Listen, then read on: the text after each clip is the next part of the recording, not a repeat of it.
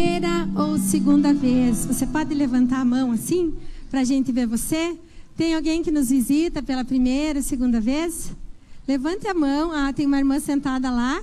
Eu vou pedir para a Kelly e para o André entregarem um presente, que vocês sejam muito bem-vindos na igreja, que Deus abençoe vocês, e espero que vocês não só venham nos visitar, amém?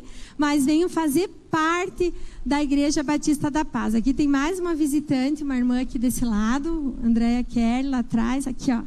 Amém? Fique com a mão levantada, que a irmã Kelly e o irmão André vão entregar um presente para vocês. Amém? Glória a Deus. Já quero chamar o pastor, que vai estar dando continuidade ao culto, em nome de Jesus. Glória a Deus. Boa noite, amada igreja. Que a paz do Senhor esteja em cada coração. E nessa noite eu quero, juntamente com os irmãos, fazer um culto de doutrina aqui.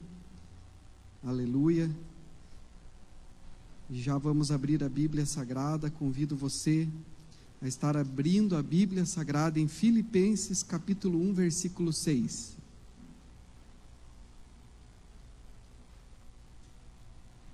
Glória a Deus.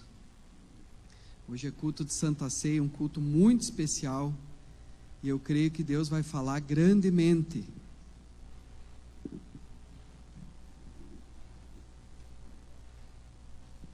Amém? Título desta mensagem, deste culto de doutrina, é a cura da alma, nossa santificação. Cura da alma, nossa santificação. Nós vivemos em dias que isso é muito importante, irmãos. A cura da nossa alma. E que Deus possa trabalhar poderosamente nos nossos corações, espiritualmente, pelo poder do Espírito Santo, nos curando, nos regenerando, nos abençoando, nesta noite, para a honra e glória do seu santo nome. Amém? Você encontrou na sua Bíblia, Filipenses capítulo 1, versículo 6. Os irmãos encontraram? Diz assim: estou plenamente certo de que aquele que começou boa obra em vós, há de completá-la até o dia de Cristo Jesus.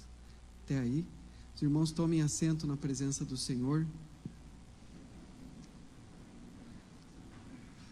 O Senhor é maravilhoso, amém, irmãos queridos? A cura da alma, nossa santificação. O que a cura da alma tem a ver com a nossa santificação? Tem tudo a ver com a nossa santificação, irmãos. Quando nós recebemos a Jesus como nosso Salvador e Senhor, nesse momento Ele começou a sua obra em nós, mas a cada dia Ele quer completá-la. Por isso nós lemos esse texto que diz: estou plenamente certo de que aquele que começou boa obra em vós, há de completá-la até o dia de Cristo Jesus. Filipenses capítulo 1, versículo 6. Nicolas pode pôr ali, irmão Nicolas, as coisas ali. A cura da alma, ela trata da soteriologia, irmãos. O que é soteriologia? É o estudo da salvação, o estudo teológico da salvação. Pode passar, Nico, lá no versículo. Aleluia. Quando recebemos Jesus como nosso Salvador e Senhor, Ele começou a sua obra em nós, mas a cada dia Ele quer completá-la. A palavra de Deus diz: estou plenamente certo de que aquele que começou boa obra em vós, há de completá-la até o dia de Cristo Jesus. Pode passar outra, Nico. Aleluia. A obra do Senhor pelo seu Espírito Santo, irmãos. Qual é a obra que o Senhor quer completar em nós? A obra do Senhor pelo seu Espírito Santo, com a qual devemos cooperar, é esta: tirar tudo o que ainda pertence à velha vida em Adão e colocar tudo o que pertence à nova vida em Cristo nas nossas vidas. Glória a Deus.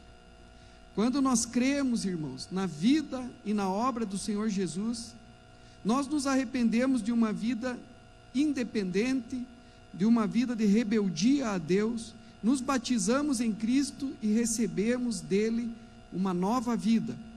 Contudo, ainda vamos nos deparar com problemas, conflitos interiores, pecados secretos, vícios, lembranças negativas, complexos, medos, ira, inveja, traumas, maldições, decepções, depressões.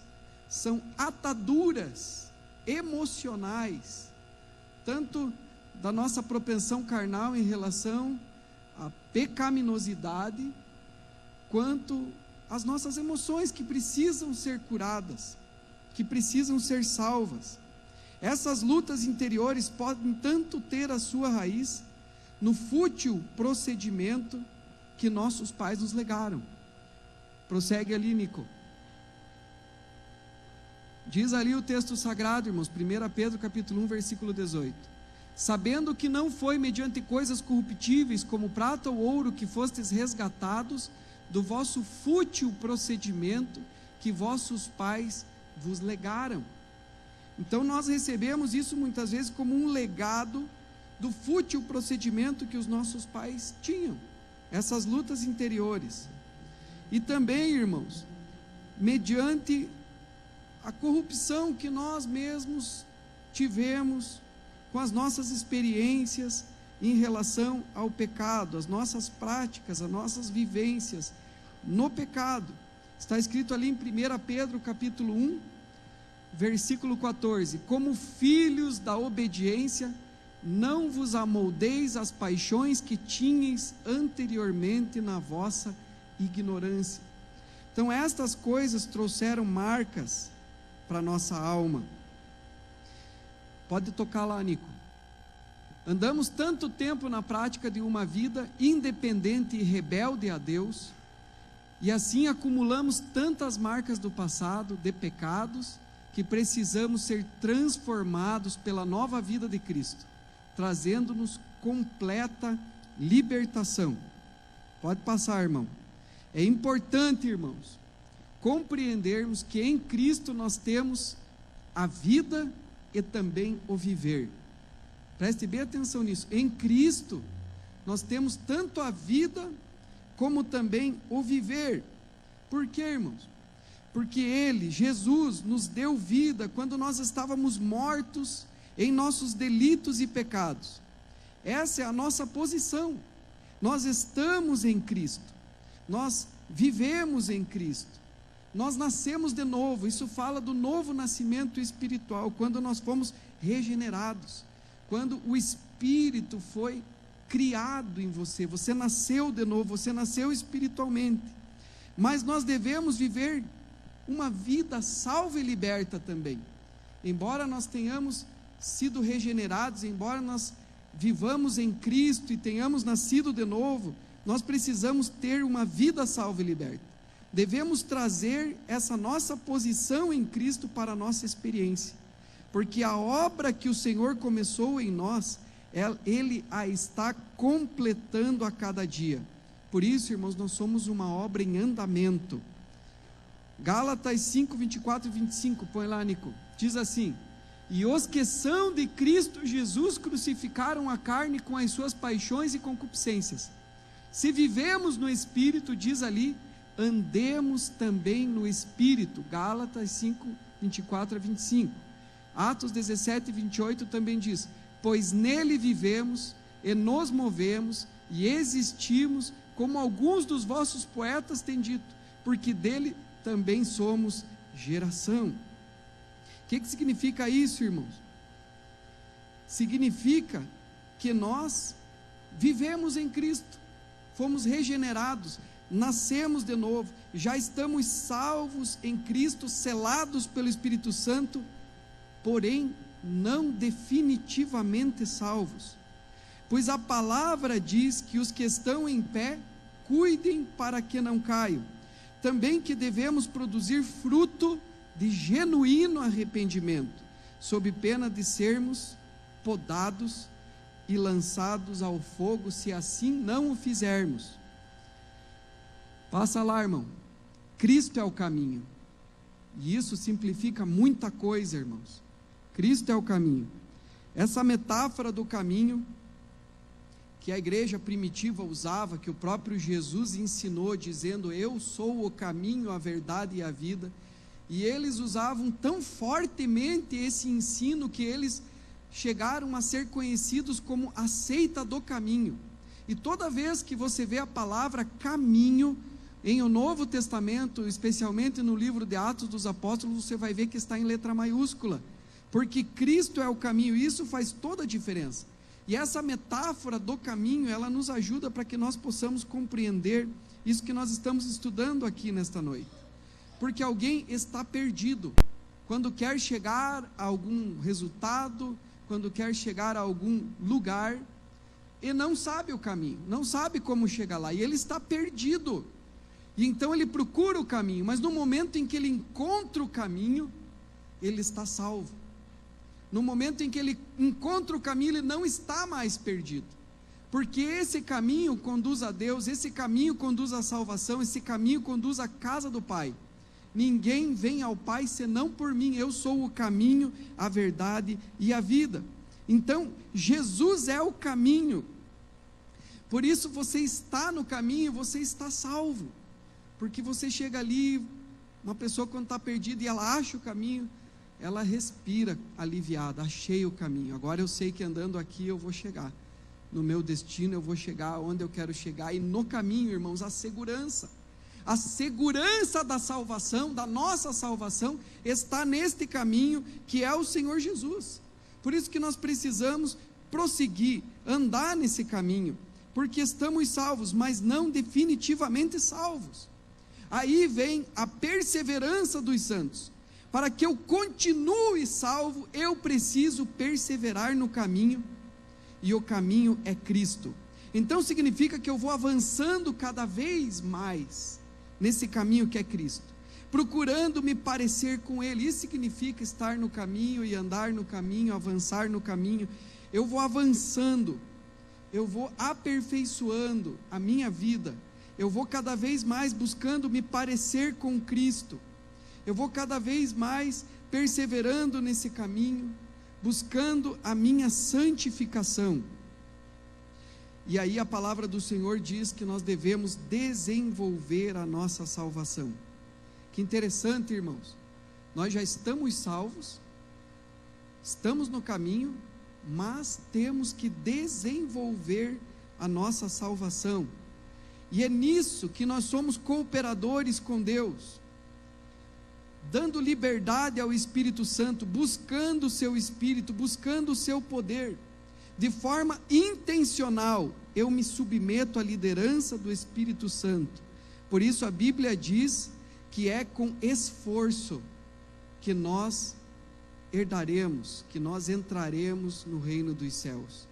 É com esforço que nós herdaremos, que nós entraremos no reino dos céus. Por isso que estes que perseveram no caminho são chamados fiéis e vencedores. E por isso também, irmãos, que eles receberão galardão da parte de Deus. Então, enquanto eu estiver avançando no caminho, eu sou salvo, e eu permaneço salvo, e eu ando na minha salvação, mas eu ainda tenho pecados. Mas enquanto eu estou no caminho, e o que é estar no caminho? Mais uma vez, irmãos, é eu estar buscando a minha santificação, me parecer com Cristo, cada vez mais agir como Ele agiria. Mas enquanto eu estou nesse caminho, eu ainda sou pecador, eu ainda cometo erros, ainda cometo falhas, pecados, porém, eu sou justificado pelo sangue de Jesus. Justificado. A justificação é uma doutrina da soteriologia, da salvação. Por que, irmãos, que eu sou justificado? Porque eu estou avançando. Eu erro, mas eu quero mudar. Eu estou intencionalmente empenhado em cooperar com o Espírito Santo, em buscar o poder de Deus, para que eu seja transformado, para que eu não seja um religioso, mas para que a minha vida reflita a vida de Cristo, a glória de Cristo em mim, esperança da glória. Então eu sou justificado, e porque eu estou avançando, progredindo no caminho, isto significa que eu estou sendo santificado. justificado e santificado. E eu vou de glória em glória. A palavra do Senhor diz isso: de glória em glória nós vamos sendo santificados, vamos sendo transformados na mesma imagem, até o dia em que eu definitivamente serei salvo, que é quando eu serei glorificado. Então, passa ali, irmão Nico: justificação, santificação e glorificação são coisas importantíssimas para que nós possamos aprender sobre a doutrina da salvação, irmãos, da cura da alma. 2 Coríntios diz assim, 2 Coríntios: ora, o Senhor é o Espírito, e onde está o Espírito do Senhor, aí a liberdade. E todos nós com o rosto descoberto, ou seja, com sinceridade, sem máscara, com o rosto descoberto. E isso é importante porque nós, seres humanos, temos uma tendência, irmãos, por causa do pecado e dessas marcas emocionais, de não querermos olhar, enfrentar o que é negativo a nosso respeito. Mas a Bíblia diz: bem-aventurado o homem que ama a repreensão. Diga para o irmão: você tem que amar a repreensão, irmão. Aleluia! Amém, irmão? Guarde isso no teu coração. Isso faz parte da nossa santificação. Então diz aqui: ora, o Senhor é o Espírito, e onde está o Espírito do Senhor, aí a liberdade. E por que nós estamos pregando isso, irmãos? Porque nós estamos buscando um avivamento. E à medida em que nós buscamos um avivamento, os nossos pecados, as nossas falhas emocionais, os nossos vícios de caráter, os nossos vícios, enfim, todas essas coisas começam a vir à tona, começam a se tornarem evidentes e patentes. A nossa frieza, a nossa mornidão começa a aparecer. E aí muitas vezes a pessoa tem vontade de saltar fora, de não querer mais prosseguir, de sair do caminho. Mas nós precisamos perseverar nesse caminho, amém, irmãos? E diz aqui: onde está o Espírito do Senhor, aí a liberdade. Que liberdade é essa? Isso aqui, o Espírito não é o dono da casa, ele é o Senhor. É o Senhor ou não é o Senhor, irmãos? É o Senhor da tua vida ou não? Então ele vai dizer: isso aqui não está bom assim, vamos mudar essa mobília aqui de lá para cá, isso aqui daqui para lá. E aí? E você? Vai ser cooperador com ele ou vai resistir o Espírito de Deus? Não, Senhor, não, isso aí eu não quero crescer nessa área aí, eu quero ficar do jeito que está. Não mexa aí, não mexa aqui, que aqui é meu negócio aqui. Diga misericórdia, irmãos. É mais ou menos assim que a gente faz. Mas onde está o Espírito do Senhor? A liberdade. Se ele não tiver liberdade, irmão, ele não está. Simplesmente ele diz: então tá, quer viver do teu jeito? Fique do teu jeito. Mas se você quiser viver com ele, na presença dele, tem que dar liberdade. Senhor, o que é para fazer? Muda isso aqui. Senhor. E vem aquela tristeza, né? Tristeza segundo o Espírito Santo, não tristeza segundo o mundo, porque tristeza segundo o Senhor produz transformação. Amém, Senhor, eu me humilho diante de Ti, me perdoe. Vamos mudar isso aqui então. Aleluia. Amém, irmãos? E todos nós com o rosto desvendado, ou seja, sinceridade, a verdade no íntimo. Que coisa maravilhosa, irmãos. Eu ouvi os testemunhos nas células que eu visitei essa semana. Por causa do avivamento do Espírito Santo, pessoas já dizendo: veio aquela realidade acerca de mim, e eu tive que admitir: eu sou assim. Pior é que eu sou desse jeito. E que bom quando a gente consegue ter o rosto desvendado, né? A verdade no íntimo, a verdade sobre nós. E aí diz assim: contemplando como por espelho a glória do Senhor. O Senhor é assim, olha o tipo que eu sou e olha o tipo que o Senhor é. Somos transformados, diz aqui, de glória em glória na sua própria imagem, como pelo Espírito do Senhor. Então é um processo, é de glória em glória. Assim como a nossa justificação e o novo nascimento espiritual, ele acontece instantaneamente, a santificação é um processo. Porque a gente vem do mundo cheio de atadura, cheio de marca, cheio de cicatriz, cheio de ferida emocional e tudo quanto é coisa, irmãos, lá da infância às vezes, que a gente nem sabe por que a gente age daquela maneira. Às vezes são gatilhos no nosso subconsciente, de traumas, de coisas que o Espírito Santo precisa ir lá e precisa curar. Então diz assim, irmãos, uma ilustração sobre libertação está na ressurreição de Lázaro, sobre cura, sobre novo nascimento, justificação e cura da alma. Assim como ele recebeu a vida da ressurreição e foi liberto da velha vida de morte, também da mesma maneira acontece conosco quando a gente aceita Jesus e nasce de novo. Você é uma nova criatura, o teu espírito foi recriado, você tem comunhão com Deus. Então o irmão pode pôr lá, número 1 lá, irmão, do Lázaro. Lázaro estava morto, mas o Senhor lhe deu vida. Nós também estávamos mortos, mas o Senhor deu-nos vida. O Senhor chamou Lázaro pelo seu nome, Ele também nos chama pelo nosso nome.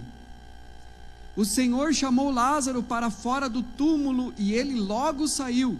Nós também, tão logo recebemos vida do Senhor, devemos sair do túmulo do mundo, porque, irmãos, o mundo jaz no maligno. Amém?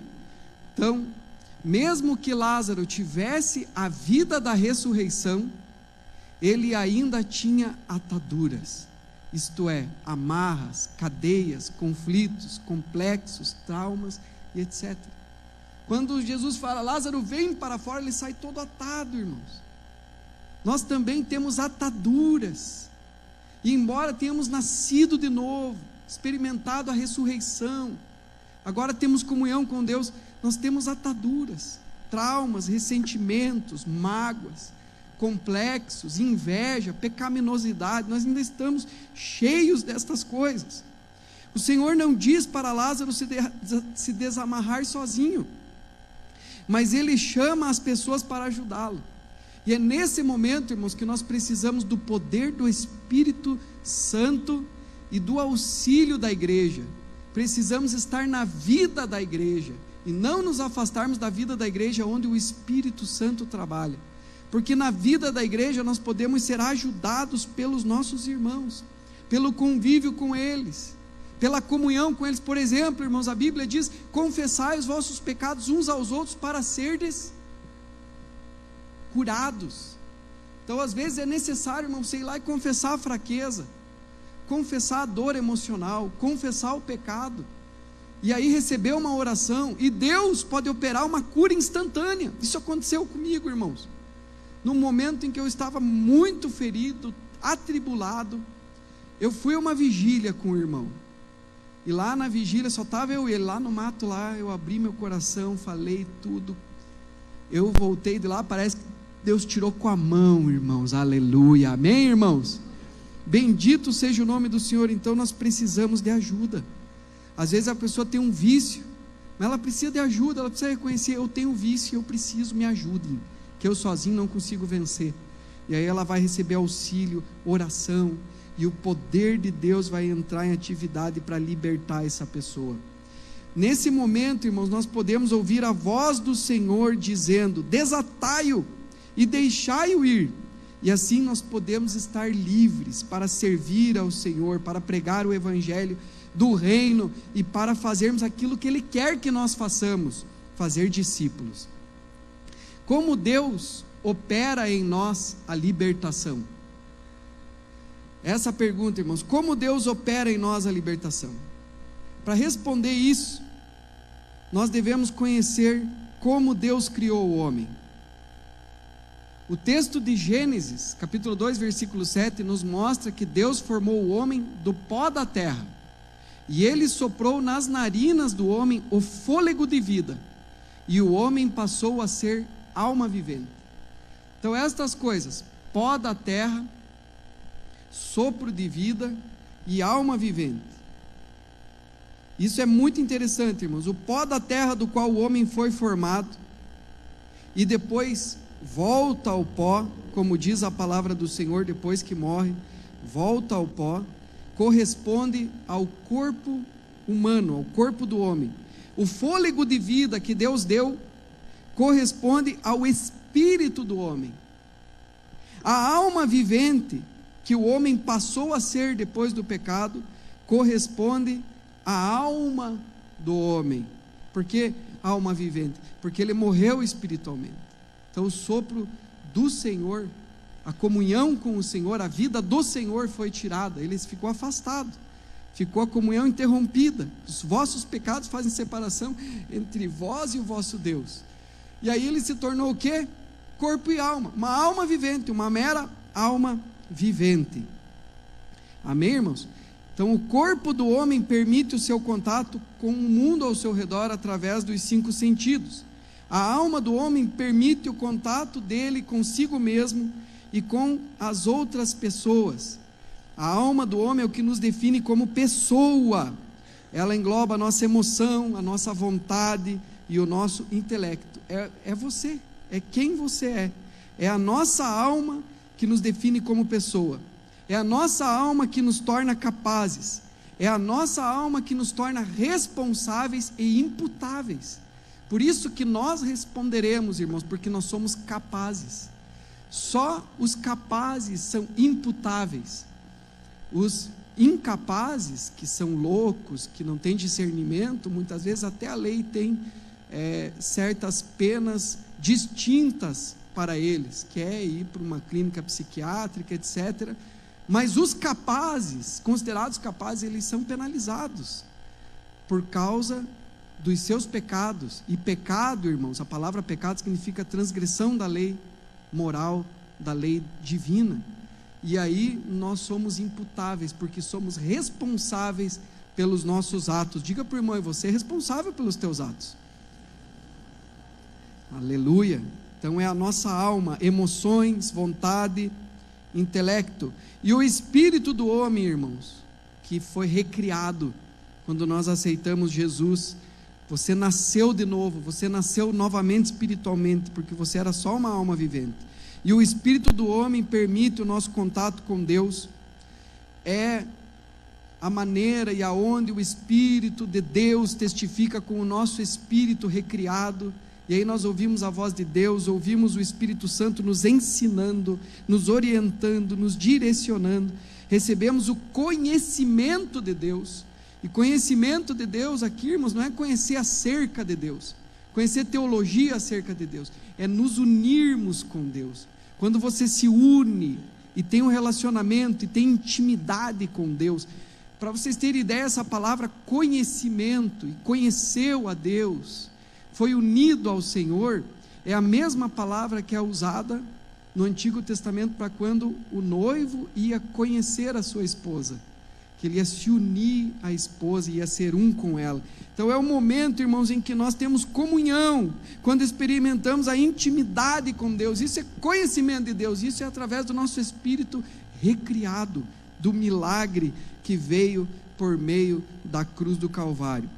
E a ordem divina é essa: em primeiro lugar o espírito, em segundo lugar a alma, em terceiro lugar o corpo. Quando a vida do espírito, abra ali, irmão, quando a vida do espírito que habita o nosso espírito governa a nossa alma e nosso corpo, temos a vida espiritual e assim somos livres para amar e andar com o Senhor. Amém? Eu vou repetir isso aqui, irmãos. Volta ali. Quando a vida do espírito que habita o nosso espírito governa a nossa alma e nosso corpo, temos a vida espiritual. Assim somos livres para amar e andar com o Senhor. Pode passar, irmão. Mas, ao contrário, quando a nossa alma está no governo da nossa vida, ela é escravizada pelos desejos do corpo e do pecado.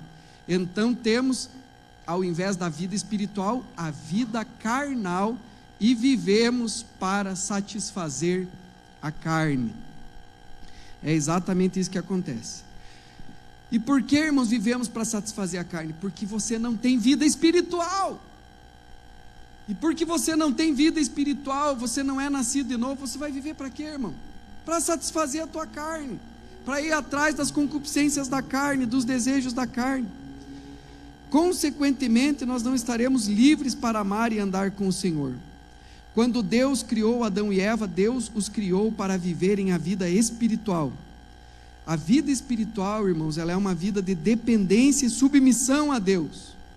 A vida carnal é uma vida de independência e de rebelião a Deus. Deus colocou o homem no jardim do Éden para cuidar e cultivar. no jardim haviam 3 tipos de árvores. Veja que interessante isso. Árvores frutíferas, a árvore do conhecimento do bem e do mal e a árvore da vida. Gênesis capítulo 2, versículo 9. As árvores frutíferas estão relacionadas ao corpo. Por quê, irmãos? Porque o nosso corpo precisa do alimento.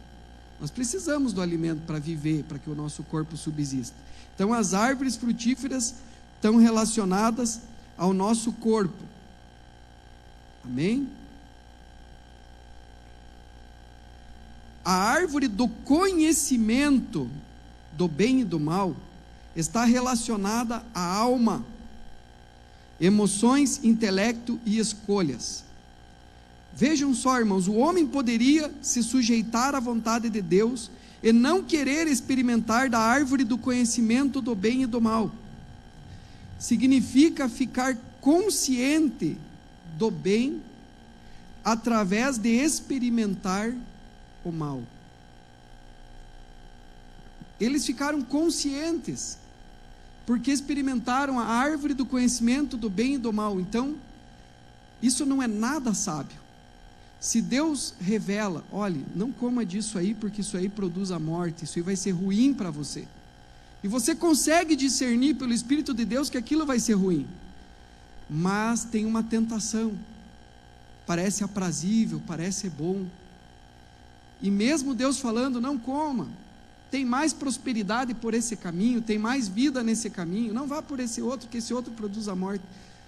Parece que o ser humano quer ter experiência. Eu quero ver mesmo, eu quero experimentar esse negócio. E aí, induzidos por Satanás, eles vão lá e experimentam. Então é experimentar, irmãos, é experimental. Eles comeram, eles provaram da árvore do conhecimento do bem e do mal. Quer dizer, o bem eles já tinham em Deus. E eles experimentaram a prática, praticar o mal. E aí o mal entrou neles. E eles se tornaram maus. E quando o mal entrou neles, aí eles tiveram o conhecimento do bem e do mal, porque tendo o conhecimento do mal, você consegue discernir o bem. E aí você consegue entender o bem e o mal, porque praticaram o mal. E aí entenderam a distinção entre o bem e o mal. Por isso é a árvore do conhecimento do bem e do mal. Porque estavam fazendo uma coisa errada, uma coisa que Deus disse não faça. E tudo que Deus diz não faça é porque é ruim, irmãos. O pecado é ruim. E eles poderiam ter ficado apenas no estado de inocência e confiança, fé em Deus, porque Deus falou. Isso seria muito sábio. Quantas vezes, irmãos, a gente sabe que é errado? Tantas coisas, adultério, bebida, tantas coisas. Você sabe que é errado. Ah, não, mas eu vou experimentar. Ah, mas todo mundo faz. Ah, mas não tem problema. A serpente não mudou nem um pouco a estratégia. Ela é a mesma até nos dias de hoje. E assim, a pessoa, mesmo sabendo que é errado, muitas vezes ela vai e experimenta. E o interessante é que Deus permitiu que o homem tivesse a escolha de andar na sua vontade, no seu propósito, ou de rejeitar a sua vontade e o seu propósito. Os frutos que estavam ali, árvores frutíferas, eram suficientes para ele alimentar a sua carne, a sua vida, e eram bons. Tudo que Deus fez é bom, e Deus disse: coma de tudo, é lícito, fiz para vocês. Mas a carne quer mais. A carne quer o que é ilícito. Não podia ficar no que é lícito, irmãos. A carne se inclina e a alma quer satisfazer o prazer, ter o êxtase, se satisfazer. E aí tinha também a árvore da vida. Tinha as árvores frutíferas, a árvore do conhecimento do bem e do mal, da qual o Senhor disse não coma, e a árvore da vida. Esta está relacionada ao espírito. O homem deveria comer das árvores frutíferas, alimento para o seu corpo, e também da árvore da vida, alimento para o seu espírito. Mas da árvore do conhecimento, segundo a ordem de Deus, ele não deveria comer. Se o homem comesse, o que ia acontecer, irmãos? Morte. Morte espiritual. É como se ele dissesse para Deus que as questões do bem e do mal, do certo e do errado, ele decide independente da vontade de Deus. É como se o homem estivesse dizendo isso aí para o Senhor: não, eu decido, Senhor, eu quero comer, vou comer. E o fruto desta árvore, irmãos, era a morte. Esse é o fruto, a morte, ou vida separada de Deus, vida sem Deus, eternamente sem Deus, porque morte é isso, porque eternamente você vai viver. Agora você vai escolher se você quer a vida, que está em comunhão com Deus, ou a morte eterna, que é a eterna separação de Deus. Então, o salário do pecado é a morte, ou vida separada de Deus, Gênesis 2:17. Mas se o homem comesse da árvore da vida, é como se ele dissesse para Deus que as questões do bem e do mal, do certo e do errado, ele decidiria em dependência à vontade de Deus. O fruto dessa árvore é a vida com Deus, a árvore da vida. Diga para o irmão: o fruto dessa árvore é a comunhão, a presença, a vida com Deus. Deus deu, irmãos, mais uma vez, Deus deu ao homem a oportunidade de escolher o propósito de Deus por sua vontade, livre-arbítrio. Estes 4 que nós falamos aqui resumem o que estudamos nesse ponto. O irmão consegue pôr ali? 3 ali. Espírito está ligado ao fôlego de vida, árvore da vida. Alma, ligado à vida natural, alma vivente, árvore do bem e do mal. Corpo, para a terra, árvores frutíferas. Nós sabemos, irmãos, que o homem foi influenciado pela sugestão do diabo, de Satanás. Gênesis capítulo 3, versículo 1. Desobedeceu, comeu dessa árvore e foi separado do Senhor. Então a morte é a ausência de vida, e isso atingiu o nosso espírito, a nossa alma e o nosso corpo, porque o homem é espírito, alma e corpo, é uma tricotomia. Agora, irmãos, eu quero mostrar para vocês de que forma a morte atingiu o homem. Primeira coisa, o irmão pode pôr ali, irmão, relação ao espírito. Pode ver que está tudo, a nossa tricotomia está ligada com a questão, relação ao espírito. O que aconteceu quando o homem pecou? Morte espiritual, perda da vida espiritual, perda da autoridade espiritual, perda da imagem e semelhança com Deus, Gênesis 5:3, perda da comunhão e presença de Deus, Gênesis 3:23, domínio do diabo e seus demônios, tornou-se uma velha criatura, uma alma vivente. Relação ao espírito, relação à alma, morte da alma, princípio de uma vida independente e rebelde a Deus, independência, rebeldia a Deus, é estar no pecado, a alma quer pecar, aí vem doenças da alma, emoções, vontade, intelecto, desejo por conhecimento, por prestígio, por poder, exemplo, a Torre de Babel, conflitos entre o fazer o bem ou o mal, com esse conflito, eu quero fazer, mas o bem que eu quero fazer eu não faço, porque o mal está em mim, e acabo fazendo mal, acabo pecando, acabo às vezes ferindo as pessoas, às vezes errando. Problemas de relacionamento, por causa das emoções, irmãos. Por isso que Deus quer nos santificar, e a nossa santificação tem tudo a ver com a cura da nossa alma. Exemplo, acusação de Adão e Eva. Deus chegou ali, né? O que deu, Adão? A mulher que tu me deste, Senhor.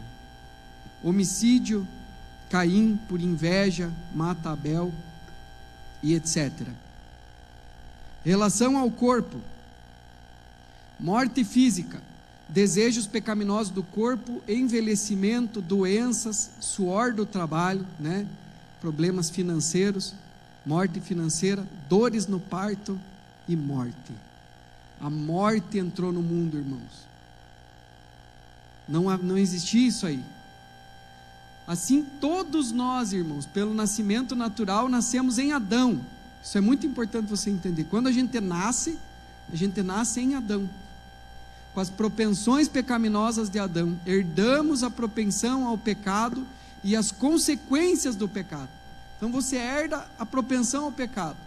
Você já nasce com aquele pecado original, com aquela propensão, com aquela inclinação má, porque nós somos filhos de Adão, somos descendentes de Adão. E aí, cometendo o pecado, vem a maldição. Então a gente herda a propensão ao pecado. Cometendo o pecado, a gente herda a maldição, porque a maldição, ela é consequência do pecado. A Bíblia diz: Deus visita a iniquidade dos pais nos filhos. Então quer dizer, vem uma consequência, uma maldição por causa da iniquidade dos pais, que os filhos estão replicando, estão imitando, estão andando naquele caminho, como a gente viu no início, as vãs tradições, os vãs costumes, que por tradição herdamos dos nossos pais. Glória a Deus. Então assim, todos nós pelo nascimento natural, nascemos em Adão, herdamos essas propensões. A nossa alma está debaixo do jugo do pecado, a condenação do pecado, do poder do pecado, da influência pelos demônios, porque os demônios fazem a gente marionete quando a gente é uma pessoa que não tem a vida espiritual de Deus, cheios de conflitos, de enfermidades, e neste estado que chegamos ao Senhor. Quando a gente vem para Jesus e aceita a Jesus, é nesse estado que a gente vem e aceita ao Senhor. Ali tem vários textos bíblicos, irmãos, nós não podemos ler porque senão não vai dar tempo de eu passar tudo aqui para os irmãos. Aqueles que vêm ao Senhor deixando uma vida de pecado, embora estejam salvos, carregam em maior ou em menor medida cicatrizes, problemas emocionais, feridas, traumas, rejeições, que são as ataduras, são as amarras. Estas pessoas estão escravizadas a velhos atos e padrões de pensamentos, cheios de ansiedades, complexos, medos, preocupações, depressões, opressões. Tanta coisa, irmão, relacionada à alma do ser humano, porque isso é tão complexo, cada um com o seu universo interior. Por isso, irmãos, apesar de sermos salvos em Cristo, ainda assim há áreas da nossa vida que foram destruídas pelo pecado e precisam de restauração e cura. Nossa alma viveu muito tempo nesse princípio de independência e de rebelião de Deus, e isso gerou muitas feridas em nossas vidas sem Cristo. Agora, irmãos, que nós estamos em Cristo, Deus quer, pelo Espírito Santo, nos trazer completa cura e libertação. É esse processo de santificação que nós devemos buscar intencionalmente. Eu quero, Senhor, crescer, porque muitas pessoas não querem, irmãos, não querem que toque no negócio, não querem que fale da sua conduta, das suas manias, e isso é muito difícil. Mas mais uma vez eu repito para os irmãos: bem-aventurado o homem que ama a repreensão. Você ama a repreensão? Diga amém, irmão. Sabe por quê, irmãos? Porque o amor não é um sentimento, é uma escolha. Você tem que escolher. A hora que virem te repreender, obrigado, meu irmão, seja humilde, em nome de Jesus, saia daqui hoje amando a repreensão. Agora eu quero um amém bem forte. Primeiro eu ia falar, mas já gostei. Mas então vamos lá de novo. Irmãos, você ama a repreensão? Amém. Oh glória, isso vai fazer toda a diferença, porque nisso você está dando liberdade para que o Espírito Santo amadureça você. Glória a Deus. Como precisamos de libertação, irmãos? Alguns podem perguntar: mas pastor, como que eu preciso de libertação se eu já sou salvo? A salvação já não nos trouxe libertação? Irmãos, nós devemos entender que a palavra salvação é uma palavra abrangente. A Bíblia diz lá em Hebreus 2:3, esta tão grande salvação, e esta salvação é um processo em nossas vidas. Por isso que aquele que começou boa obra em nós, está completando essa obra a cada dia. Qual é o processo da salvação, irmãos? Agora a gente vai entender aquilo. constitui de 3 aspectos que têm relação com a nossa tricotomia: corpo, alma e espírito. Você é corpo, alma e espírito, e aí você precisa da justificação, da santificação e da glorificação. A justificação, quando você nasce espiritualmente, sou nascido de Deus, é uma experiência, nasce de novo, é nova criatura. Isso é maravilhoso. Esse é o primeiro aspecto da nossa salvação, irmãos, a justificação. Deus olha para nós e diz assim: através da cruz do Calvário, Ele é justo, perdoado, e eu agora posso ter comunhão novamente com Ele, porque o Senhor nos redimiu dos nossos pecados. A Bíblia diz que Ele nos arrancou do império das trevas e nos transportou para o reino do Filho do seu amor, em quem temos a redenção, a saber, a remissão da nossa alma. Amém, irmãos? E você nasce de novo. Jesus falou a Nicodemos: necessário vos é nascer de novo, aleluia. E Ele opera isso em nosso espírito, irmãos, através do Espírito de Cristo que vem morar em você. 2 Coríntios 5,17. Aquele que está em Cristo é nova criatura, ou nova criação. As coisas velhas já passaram, eis que tudo se fez novo. E assim nós somos salvos, porque o nosso nome foi escrito no livro da vida, porque você foi selado com o Espírito Santo, você é nova criatura, você está no caminho, aleluia. Mas daí vem o segundo aspecto da nossa salvação, que é a santificação, irmãos. O primeiro é instantâneo, a justificação. O segundo é um processo, é dolorido, porque crescer dói, tem a dor do crescimento e dói, e às vezes a pessoa quer ficar no comodismo: não quero crescer, não quero continuar aqui do jeitinho que eu estou, não quero saber desse negócio. A santificação, muitas vezes, ela é dolorida, e ela é operada em nossa alma, em nossas emoções, em nossa vontade, em nosso intelecto. Filipenses capítulo 2, versículo 12 e 13, diz que nós devemos desenvolver a nossa salvação com temor e tremor. Que interessante. Mas eu já sou salvo. Sim, você está no caminho, você é salvo, você nasceu de novo, nasceu de Deus, o Senhor tem comunhão contigo, agora você está no caminho, mas você precisa desenvolver a tua salvação, que é a santificação. Eu estou no caminho, então vou prosseguir no caminho, vou avançar no caminho, vou andar no caminho, vou crescer no caminho, que é o que, irmãos? Cristo. Na imagem de Cristo, como Ele agiria se estivesse aqui no meu lugar, como Ele reagiria, como Ele viveria. Por isso que nós falamos, irmãos, a questão da vida e a questão do caminho, da experiência da nossa vida. Em 1 Pedro capítulo 1, versículo 9, o apóstolo menciona que a nossa alma tem que ser salva. E o terceiro aspecto da salvação é a glorificação.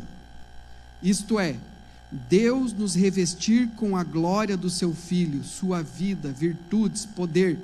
Esta salvação, quanto ao processo da nossa glorificação, será consumada. Então, à medida em que nós fomos salvos, justificados e nascemos de novo, nós estamos sendo salvos, porque estamos no processo de santificação, e nós seremos salvos quando formos glorificados. Aí o nosso corpo vai ser glorificado, amém, irmãos? E isso vai ser maravilhoso. Quem quer o fim desse caminho? O fim desse caminho é a glorificação. Bendito seja o nome do Senhor. A redenção do nosso corpo, diz a palavra do Senhor. Romanos 8, 17 a 23 diz que com Cristo seremos glorificados, aguardando a redenção do nosso corpo. Assim, completando esta maravilhosa realidade, podemos afirmar com convicção: fui salvo, estou sendo salvo e serei salvo. Amém, amado irmão? Essa palavra salvação do grego é soteria, e ela é riquíssima, e ela significa cura, libertação, saúde, prosperidade e paz. É um negócio bem abrangente. Portanto, irmãos, a salvação completa inclui justificação, santificação e glorificação. E a gente está aqui na santificação. Então eu quero que você diga para o meu irmão: você tem que ser intencional e cooperar com o Espírito Santo na santificação. Aleluia. Hoje é culto ceia, irmãos. Se você não produzir fruto de genuíno arrependimento, irmão, você pode ser podado. Se você não continuar no caminho, o caminho é Cristo, irmão. Se você não continuar no caminho, que é o caminho da santificação, você pode ser podado. Um dos livros mais vendidos do mundo, o livro mais vendido do mundo depois da Bíblia, é o livro de John Bunyan, que é o Peregrino. Irmãos, John Bunyan, através dessa alegoria do peregrino, ele escreve a história de um peregrino que está enfrentando a vida, que vai sendo tentado, que vai vindo o sábio segundo a carne, que vai vindo as pessoas que colocam dúvida, que querem roubar a fé, e tantas coisas enfrentam o peregrino no pecado. Irmãos, aquilo é a doutrina mais simples. Essa é a simplicidade do Evangelho. Considerai-vos como forasteiros, como peregrinos. Essa é a doutrina do caminho, irmãos. É a palavra da igreja, de Atos dos Apóstolos, da igreja primitiva, que nós temos que estar no caminho, irmão. Se você não estiver no caminho, se você não estiver progredindo, se você não estiver, como diz a palavra, aperfeiçoando a tua salvação, desenvolvendo a tua salvação, irmão, esqueça. Não dá para ficar parado. Ou você continua, ou o mundo traga você vira um religioso. Deus quer que você seja transformado, irmão. Você tem que se empenhar nisso. Senhor, eu quero conhecer os meus erros. Davi teve essa verdade no íntimo. Senhor, vê se há em mim algum caminho mau. Revela, Pai. É lógico que Davi não estava pedindo para Deus ver se havia nele um caminho mau. Ele estava dizendo: Senhor, veja se há em mim, para o Senhor me revelar a mim, para eu perceber o meu caminho mau, e eu andar pelo caminho eterno, e guia-me pelo caminho eterno, guia-me pelo caminho, com letra maiúscula, caminho eterno, que é Cristo Senhor, nosso Salvador, aleluia.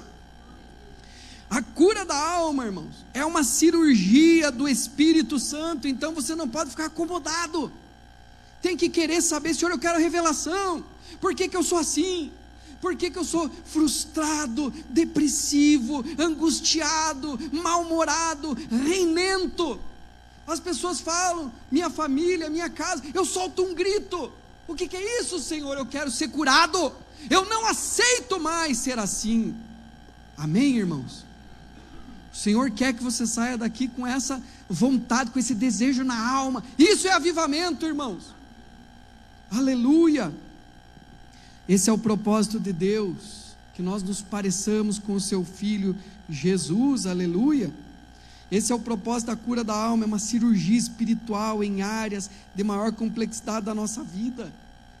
Irmãos, não adianta, o melhor psicólogo é o Espírito Santo, mas se você não buscá-lo, e se você não cooperar com ele, não adianta ir fazer terapia, catarse, seja lá o que for, você não vai ser curado, liberto.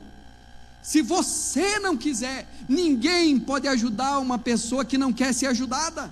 Ninguém pode ajudar um alcoólatra que não quer se libertar do vício, que não diz: me ajudem. Ninguém pode ajudar uma pessoa que não se permite. Por isso, irmãos, você tem que querer, você tem que ser intencional. Esse é o caminho, é por esforço. Dessa maneira tem prêmio, tem recompensa, tem galardão. Esse caminho é para os perseverantes, porque não é fácil, dói, irmão, dói mesmo. Por isso que fala da perseverança dos santos, aqueles que perseverarem no caminho, porque você aceitou Jesus, você entrou pela porta estreita, mas apertado é o caminho que conduz à vida eterna, e poucos são os que entram por ela, aleluia. Por isso muitos chamados são poucos escolhidos, irmãos. Por quê, irmãos? Porque muitos desistem. Muitos entram no caminho, ficam felizes, nascem de novo, recebem o Espírito Santo, aí começa a vir as provas, o aperfeiçoamento, a lapidação. Não, Senhor, não quero mais. E é interessante, irmãos, porque você começa a orar, buscar, jejuar, começa a dar BO, começa a vir coisa, e aí começa a aparecer as tuas falhas, os nervosismos, né, e tal e coisa, as carnalidades, começa a aparecer tudo aí. Graças a Deus, diga glória a Deus, Senhor. é para eu ver quão fraco, pecador eu sou e quão eu preciso da tua ajuda e do teu auxílio para esse crescimento espiritual. Aleluia! O Senhor Jesus diz em Lucas 4, 18, 19, fazendo referência a uma palavra profética lá de Isaías 61, quer dizer, ele entra no templo, pega o livro, o rolo da lei, e ele lê Isaías 61, versículo 1, e aí foi registrado em Lucas 4, 18, essa passagem, né, que ele pega o rolo e lê Isaías, e ele lê assim: o Espírito do Senhor Deus está sobre mim, pelo que me ungiu para evangelizar aos pobres, proclamar libertação aos cativos, restauração da vista aos cegos, pôr em liberdade os oprimidos e apregoar o ano aceitável do Senhor. Sabe o que é esse ano aceitável do Senhor, irmãos? Tem um comentário do Russell Shedd na Bíblia comentada pelo Dr. Shedd, que diz assim: o ano aceitável vinha depois de cada 7º ano sabático, portanto, no ano 50º. Nesse ano, todos os escravos tinham sua liberdade restaurada e todos os proprietários recebiam os seus haveres em restituição, além de haver um cancelamento geral de todas as dívidas. Olha o que acontece, irmãos, no jubileu. Um dos propósitos do jubileu era resolver o problema da pobreza que invadia geração após geração. Cada família pobre recebia um novo começo depois de 50 anos, com a restauração da liberdade e da herança. Aleluia! Nós somos filhos de Deus, nos tornamos filhos de Deus, a nossa herança nos é restaurada, a nossa liberdade de filhos nos é restaurada. Em Ezequiel, este ano foi chamado de ano da liberdade. Jesus veio para anunciar o ano aceitável do Senhor. Nós também, irmãos, agora em Cristo fomos libertos da escravidão do pecado. Nossos bens, nossa espiritualidade, nossa cura, nossa paz, nossa alegria, estas coisas foram restituídas. A dívida do pecado que era contra nós foi cancelada. A vida pobre que tínhamos sem Cristo, sem Deus e sem esperança, arruinada pelo pecado, pelo mundo e pelo diabo, essa vida foi desfeita. Agora tudo começa novo em Cristo. Agora recebemos de Cristo a nossa liberdade e herança nele. Em Cristo começa o ano aceitável do Senhor, o ano do nosso jubileu, o ano da nossa liberdade, para vivermos cada ano a nossa nova vida nele, porque ele veio para nos dar vida e vida em abundância. Quando Jesus terminou de ler o livro do profeta Isaías, ele concluiu dizendo: hoje se cumpriu esta escritura que acabais de ouvir. Foi a menor e a maior pregação já ouvida. A nossa salvação, libertação, se cumpriram e estão se cumprindo nas nossas vidas. É a sua obra em nós hoje, irmãos. Hoje o Senhor quer trazer cura para a nossa alma, libertação para a nossa alma. Ele quer curar lembranças negativas. Talvez alguém aqui tem culpa de alguma coisa, mágoa pelo passado, pelos erros, traumas por coisa que sofreu, que não consegue perdoar. A alma precisa ser santificada, purificada, e o Senhor está aqui hoje para curar você, para apaziguar você, para livrar você desses traumas, dessas feridas, dessas opressões, para soltar as tuas ataduras. Ele quer quebrar, irmãos, essas maldições que passam de geração em geração. Por isso, nessa noite, deixe o Espírito de Deus operar. Vamos nos pôr em pé, irmãos amados. Deus está nesse lugar.